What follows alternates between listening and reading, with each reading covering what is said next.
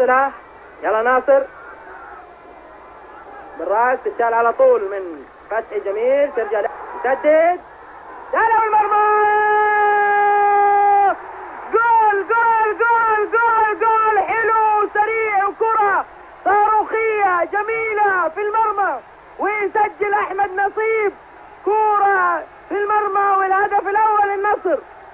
كرة لعبت ولم يتوقع حارس المرمى ومرت أرضية زاحفة ويسجل النصر الهدف الأول. ما يقرب لاعب يعرف طريق المرمى. شوفوا هذا هنا شوفوا هذا من المهاجمين اللي يخلص على طول في المرمى. ماجد بلمسة بلعبة رائعة طار وراه لكن وين في المرمى ماجد ويسجل النصر الهدف الثاني.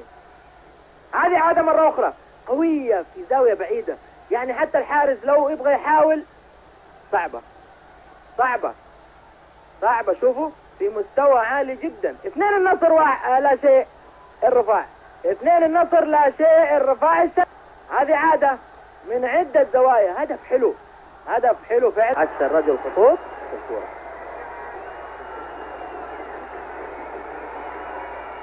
سامي عنبر شير عبد العزيز أطلق في هذه اللحظة الدولي العماني إبراهيم خميس معلنا صافرته عن نهاية الشوط الثاني والمباراة بفوز النصر من المملكة العربية السعودية بطلا بكل جدارة وبكل فخر للبطولة الخليجية 13 الأندية أبطال الدوري.